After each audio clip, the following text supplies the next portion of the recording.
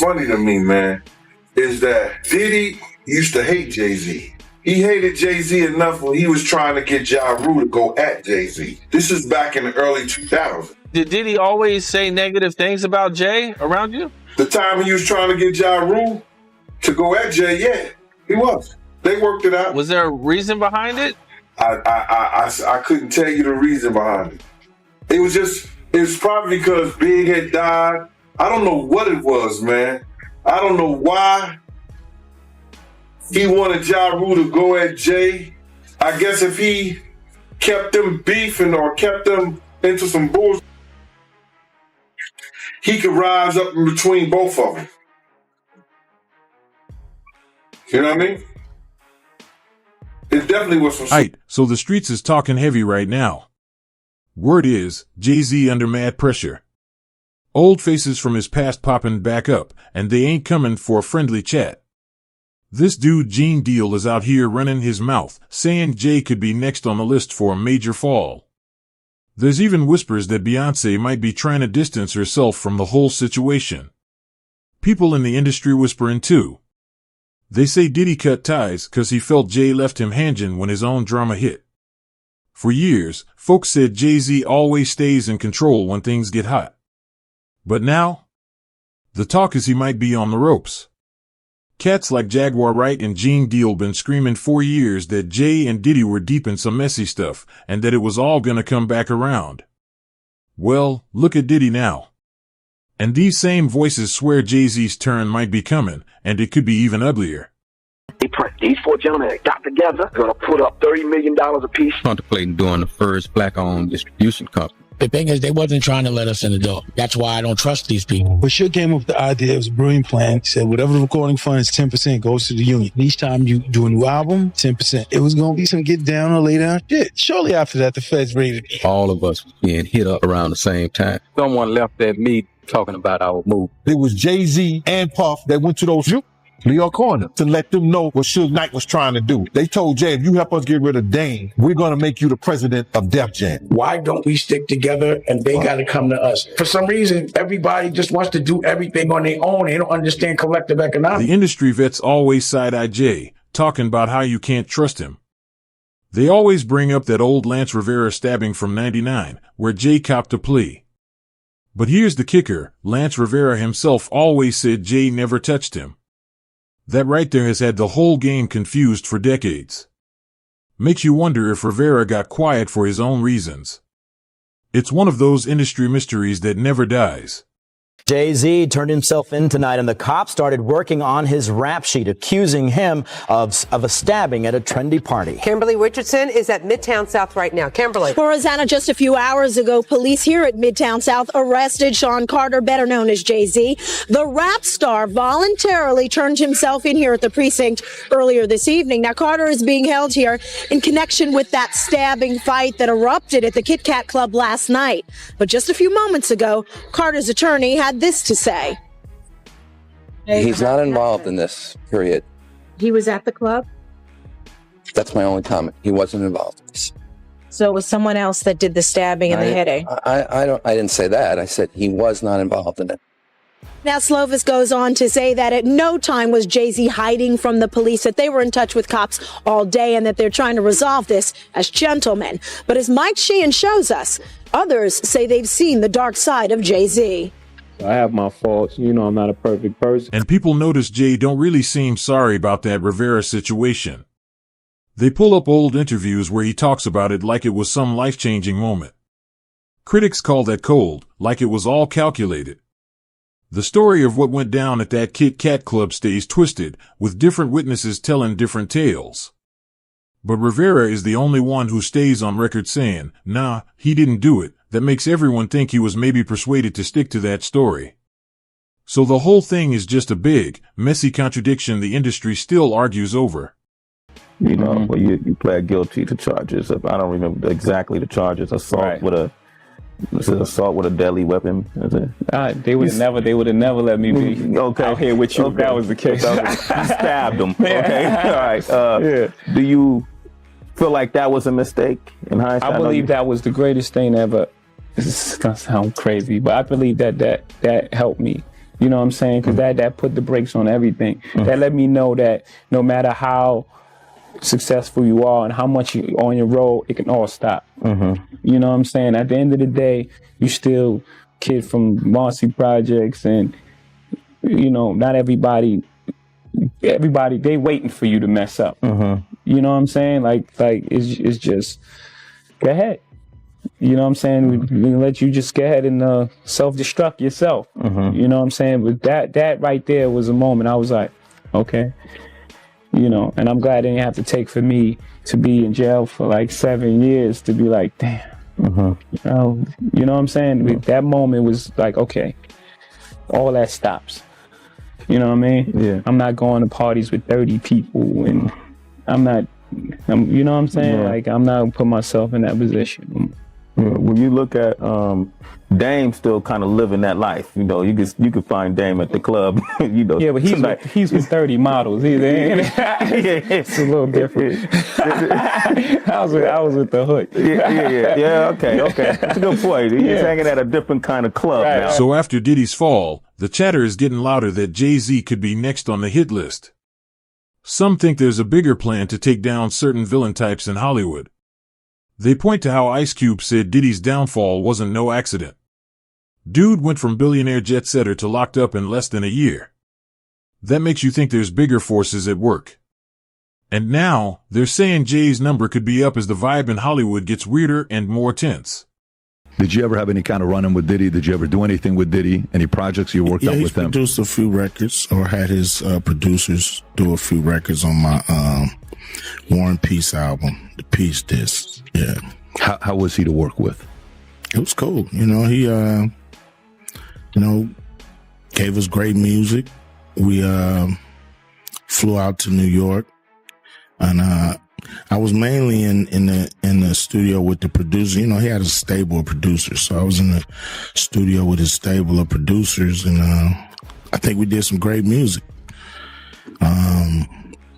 And you know, I really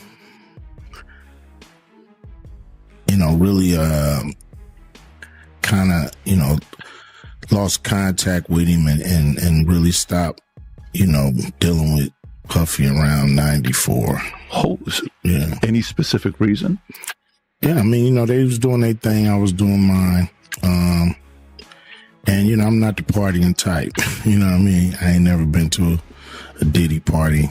I ain't never really wanted to go, but I don't go to a lot of people parties. That just ain't what I'm in it for. Then you got the stories about Jay's rep not being all it's cracked up to be. They always bring up 96, during the Big Coast War.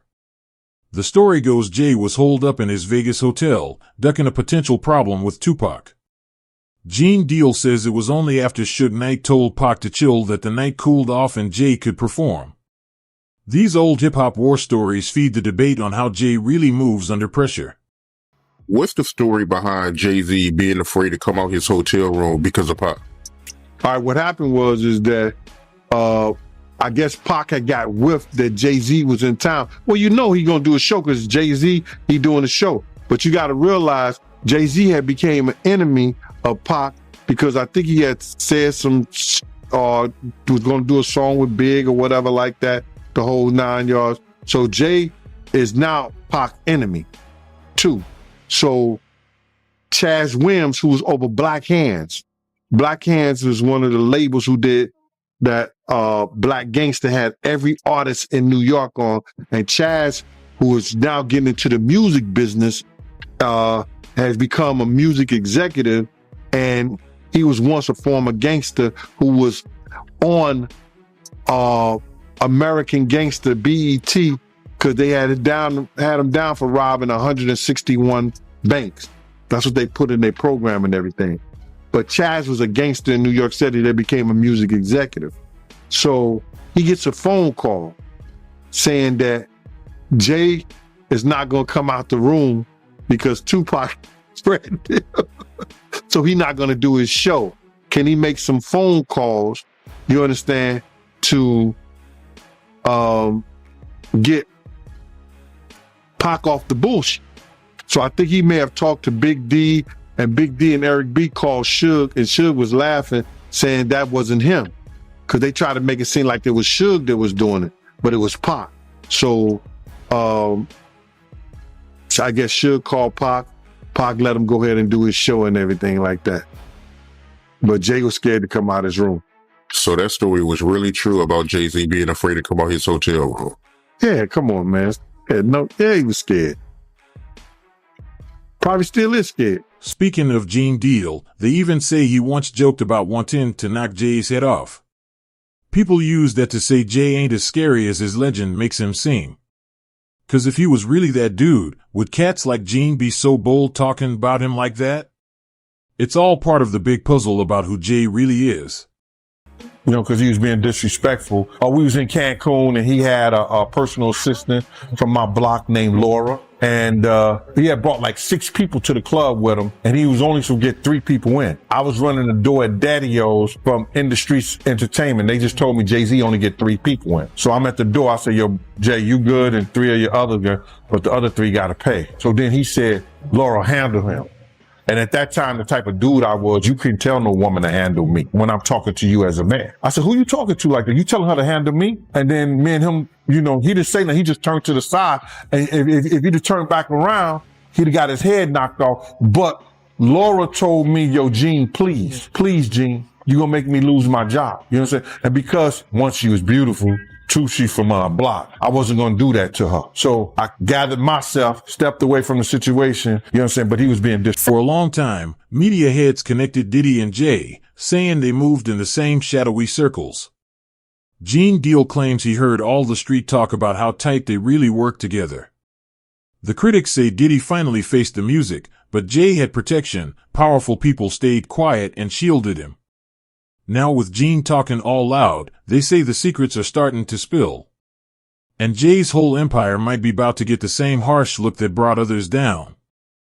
To protect myself, that there's stories of Jay talking to underage girls. It was a girl from my block that was 16, 17 years old that Jay was talking to. If she was 17.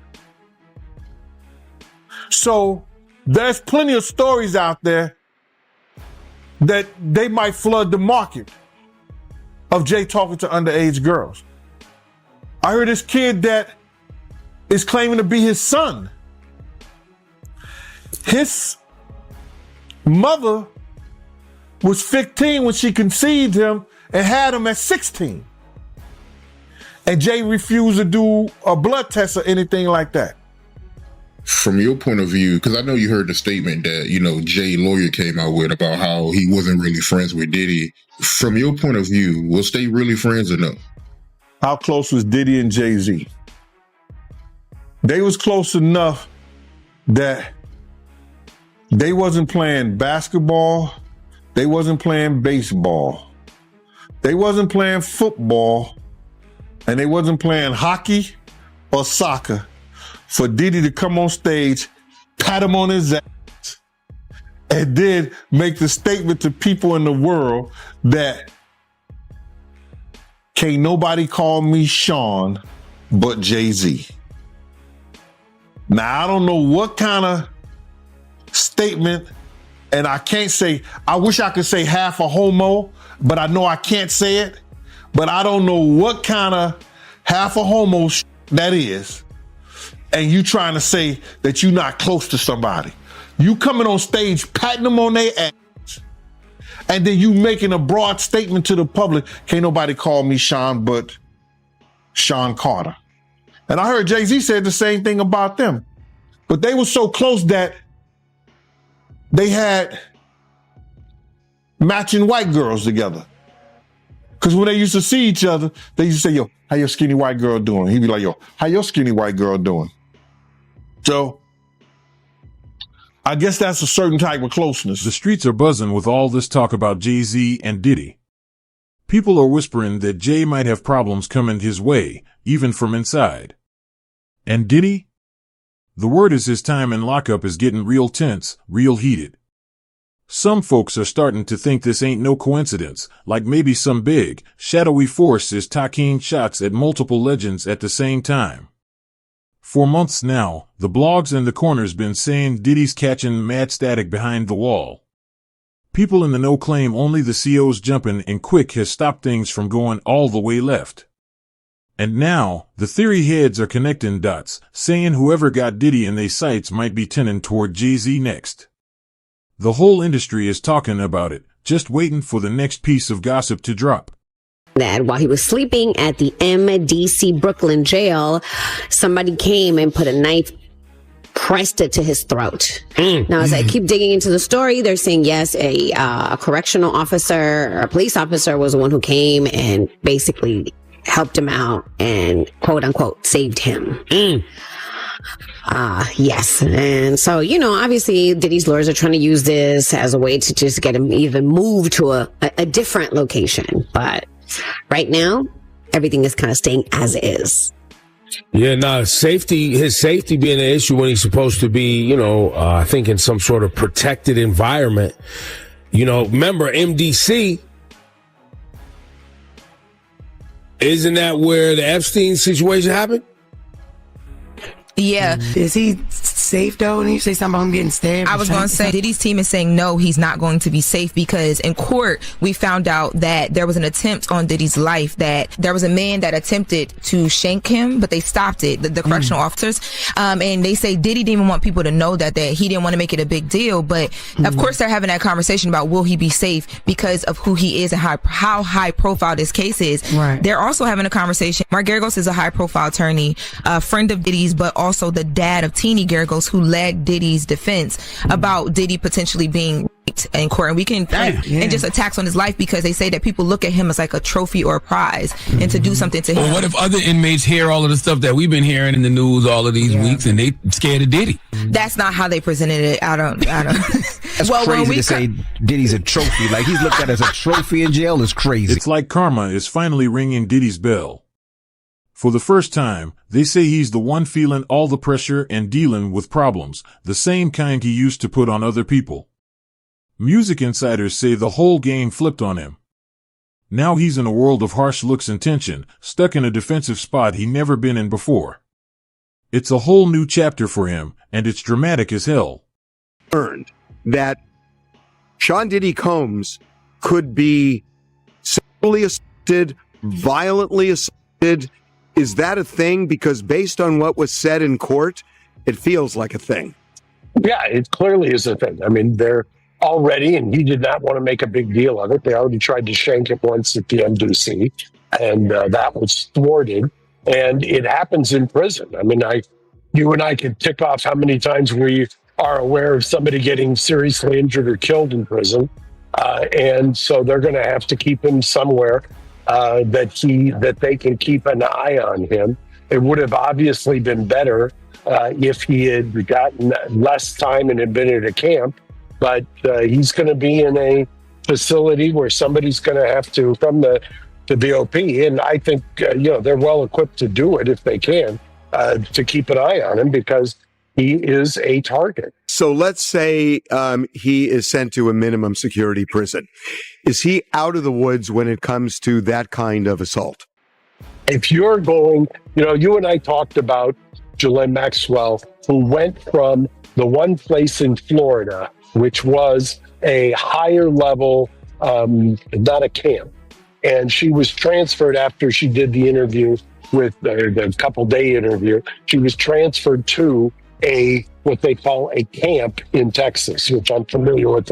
I've had other cats like Gene Deal been putting the word out that Diddy is dealing with major issues behind the scenes. Other insiders, like Sharizi Finney, telling stories that he's under a kind of pressure regular people never see. There's rumors flying about specific moves aimed at him while he's locked down. People watching this say it's all connected, a pattern of beef that's just getting worse. It's one of many problems he's facing lately, and it's got the whole music game on edge. Diddy being in prison and the circumstances him being in prison, I didn't never hear about this, and nobody ever said anything about this, and I want to know if it's in the prison records. They said one of the guards stopped a dude from shanking Diddy. Now, I'm like, if he was doing all this positive shit in jail, and they was talking about he was all the inmates loved him and they was employing him and doing standing ovation. I wonder what inmate was trying to shake him. Was that one of the Tupac? Was that one of the Tupac fans, or that was one of Biggie fans? Because they said that the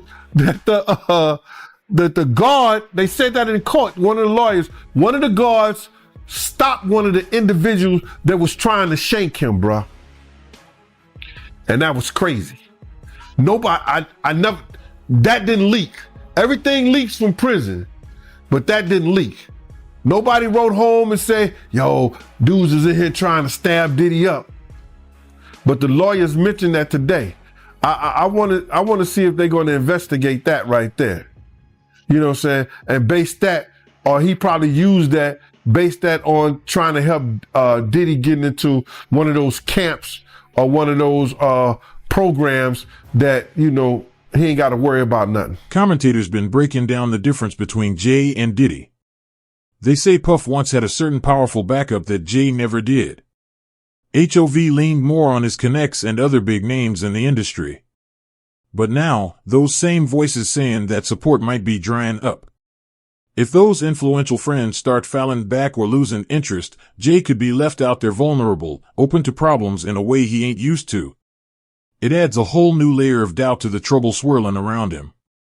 You know, when we were on the street, we didn't get a day's rest. I mean, the government was all over us. The FBI is all over us. They got investigations on us. They got informants. They got surveillance equipment. He was not cutting you off, but he was an informant for years. Was he really? Yeah.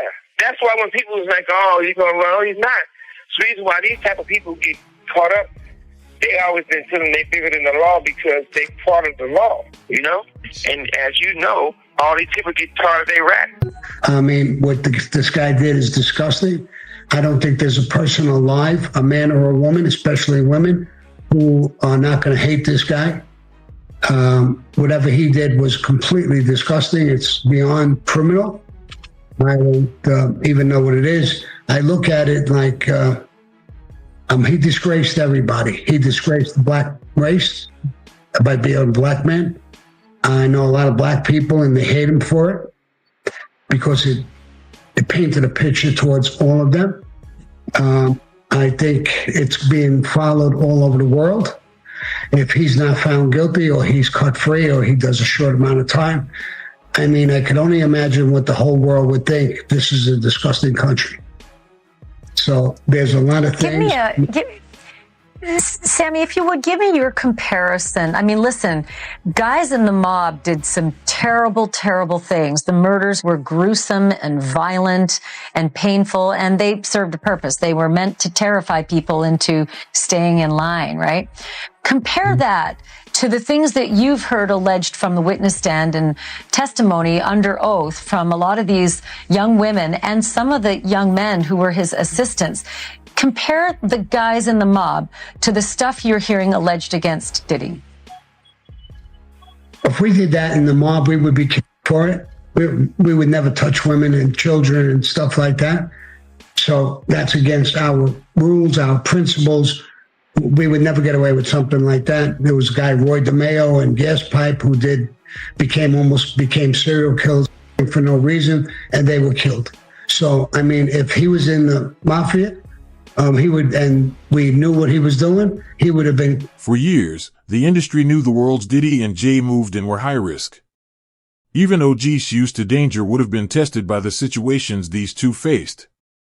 They brought up former crime analyst Michael Franzese, who said just their reps alone would make most people nervous. Both of them played in a space where loyalty, clout, and power were everything. One wrong move could spark major drama. The whole scene was always holding its breath, waiting to see what they'd do next. They saw what he did to Cassie. With the kicking, the punching. They saw what they did to Cassie. They know that nobody in America liked that. So now, these people are represented by a brand. Whether it's something about the music, clothing, movies. They not gonna come out and speak on nothing that has anything to do with them. And they praying that they not on the tape doing crazy stuff, being oiled up in the whole 9 yards. They praying. So until the feds say, hey, yo, listen here. We got you on, hey, buddy, we got you on this tape. And girl looked like she was pretty young. We're not gonna show it, but we need you to come and testify against Brother Love, P. Diddy, Puff Daddy, you know, Sean Combs. That's when they're gonna start talking. And they're not gonna be talking in his favor. When the feds come to them and show them what they got on tape. The rumors are everywhere. They say Diddy's under serious pressure on the inside. At the same time, there's whispers that Beyoncé might be rethinking her distance. Even the streets that used to have Jay's back are now watching him close. According to Gene Deal, the whole vibe around Jay is shifting. Insiders are predicting his power might get challenged in a major way. As the gossip builds, the music industry itself might not be able to shield him no more. The tension is real. If you rock with these stories, help the channel out, smash that like button, subscribe, and share this with your crew. I'll see you in the next one. You won't want to miss it.